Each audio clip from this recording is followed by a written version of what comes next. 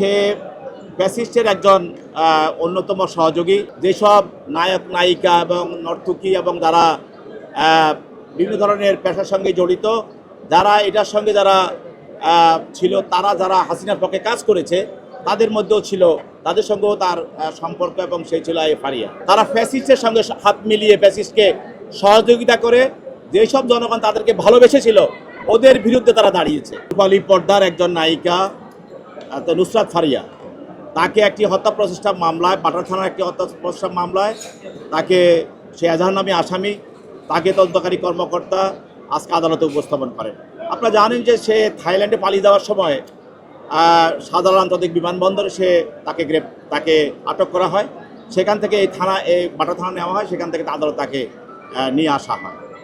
তার বিরুদ্ধে অভিযোগ হলো যে সে ফ্যাসিস্টের একজন অন্যতম সহযোগী। গত 15 বছর যারা এই ফ্যাসিস্ট হাসিনাকে সহযোগিতা করেছে, তাদের অভিনয়ের মাধ্যমে, নায়ক গানের মাধ্যমে এবং বিভিন্নভাবে ফ্যাসিজম চালিয়ে যাওয়ার জন্য তারা সহযোগিতা করেছে, তার মধ্যে সে একজন অন্যতম। এবং এও জানেন যে বৈষম্যবিরোধী ছাত্র আন্দোলনের সময় যেসব নায়ক নায়িকা এবং নর্তকী এবং যারা বিভিন্ন ধরনের পেশার সঙ্গে জড়িত, যারা এটার সঙ্গে যারা ছিল, তারা যারা হাসিনার পক্ষে কাজ করেছে, তাদের মধ্যেও ছিল, তাদের সঙ্গেও তার সম্পর্ক, এবং সেই ছিল ফারিয়া।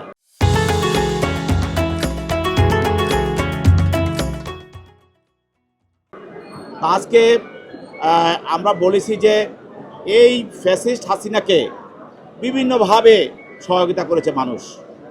কেউ তার বক্তব্য দ্বারা সহায়তা করেছে, কেউ তার গান দ্বারা সহযোগিতা করেছে, কেউ তার অভিনয় দ্বারা সহযোগিতা করেছে, কেউ তার ফুটবল খেলা দিয়ে সহযোগিতা করেছে, কেউ তার ক্রিকেট খেলা দিয়েও সহযোগিতা করেছে। এবং বিভিন্ন পেশায় যারা আছে, তারা অনেকে বিভিন্নভাবে এই ফ্যাসিজম রক্ষা করার জন্য কাজ করেছে, যার ফলে বাংলাদেশের গুম, হত্যা এবং মানুষকে পুড়িয়ে মারা এবং মানুষকে তাদেরকে ক্রস ফায়ার করা, এই ধরনের আয়নাঘর সৃষ্টি করার জন্য হাসিনাকে তারা বিভিন্নভাবে সহায়তা করেছে। তো যেহেতু ফারিয়াকে তদন্তকালে তদন্তকারী কর্মকর্তা, অন্যান্য আসামি যাদেরকে গ্রেপ্তার করা হয়েছে, তাদের সঙ্গে তার তদন্তর বিষয় জিজ্ঞাসাবাদ করা হয়, এবং যখন এজাহারটা করা হয় তখনও তাকে এই ঘটনার সঙ্গে সম্পৃক্ত পাওয়ার কারণে তাকে এজাহারভুক্ত করা হয়। এবং পরবর্তীতে আমরা জানেন যে এজাহার করার পরেও আমাদের তদন্তকারী কর্মকর্তা তদন্ত করাকালীন সময় তাদের এই ঘটনার সঙ্গে তাদের বিভিন্ন ধরনের মোবাইল ডিভাইস এবং তাদের কথোপকথন এবং তাদের বিভিন্ন ফটো এবং তাদের স্ক্রিনশট বা ফেসবুক বিভিন্ন ধরনের কনভারসেশন যাদেরকে আমরা পাই, এই ফ্যাসিস্ট হাসিনার সঙ্গে যারা জড়িত ছিল এবং বৈষম্যবিরোধী ছাত্র আন্দোলনে হত্যার বিরুদ্ধে বা হত্যার সঙ্গে যারা কাজ করেছে এবং হাসিনাকে যারা সহযোগিতা করেছে, বৈষম্যবিরোধী আন্দোলনের বিরুদ্ধে যারা কাজ করেছে, তাদের মধ্যে তাকে সম্পৃক্ত পাওয়া যায়, যার কারণে তাকে আমরা গ্রেপ্তার করি।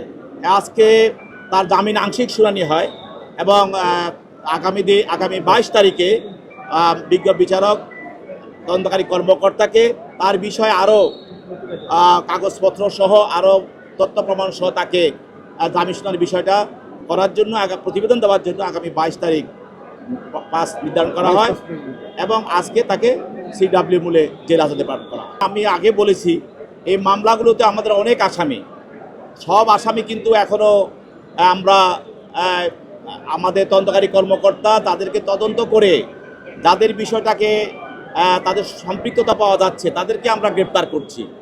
এর আগে সে তখন তদন্তকারী কর্মকর্তা তার তদন্তের মাধ্যমে বিষয়টা আসে নাই। পরবর্তীতে আমরা তদন্ত করে দেখলাম যে সেইটার সঙ্গে তার যে অভিযোগটা সম্পৃক্ত, এই জন্য তাকে গ্রেপ্তার করা হয়।